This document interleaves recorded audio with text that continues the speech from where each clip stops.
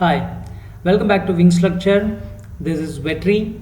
In this session, we are going to see about analysis of time efficiency. For any algorithm, it should have a execution time for completing the task. So now we are going to analyze the algorithms based on some criteria and what are the properties we are having to analyze the time efficiency and about its classification, right? So let's start with the basic definition of analysis of algorithm. The basic idea is which is going to be analyzed by the number of basic operation is executed on the function and depends on the input size, right? For example, if you are going to find out factorial of a number and the main thing is the input and the number of times the basic operation, here the basic operation is going to be multiplication, right? Take for example factorial of 3, which means the formula is going to be factorial is equal to factorial multiplied by factorial minus 1, that means that n minus 1, right? So and that's how we are going to apply the function for obtaining the result, right? So the thing is you have to be sure about how much number of input and how many times the basic operation has been executed to obtain the result, right? The next thing is empirical analysis. So empirical analysis is nothing but the practical analysis.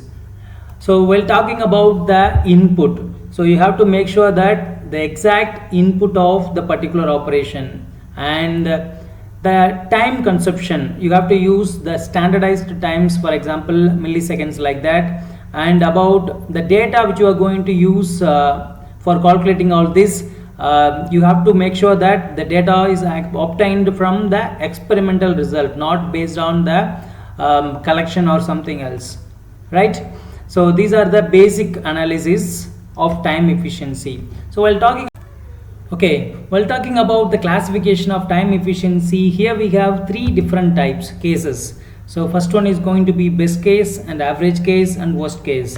So we'll start seeing the example, you'll get a clear idea about what are the three different types of time complexities, right? So now the next thing is what are the basic parameters which we are having and how the time efficiency depends on these three, comes under these three categories. So here we have three different types as we have already discussed, which is worst case, best case and average case. See, the thing is you can take it as a clear idea that if it is going to be worst case, that means definitely it must consume lots of time, right?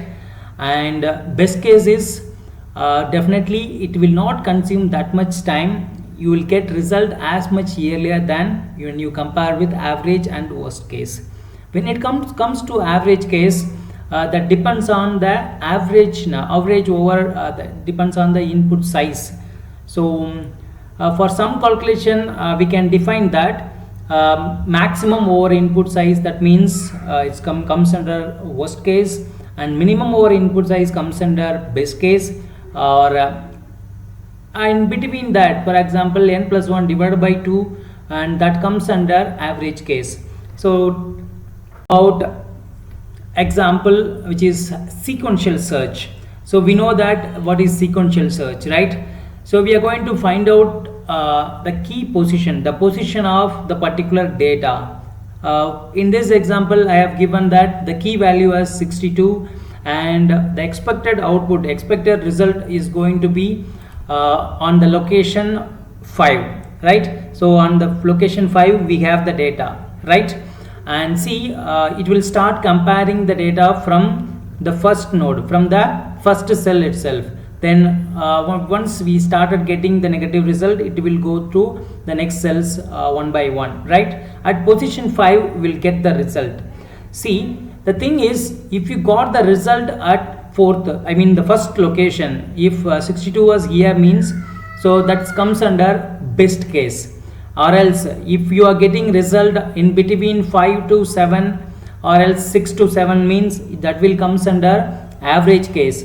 And if you got the result at the last or second last position, that comes under worst case.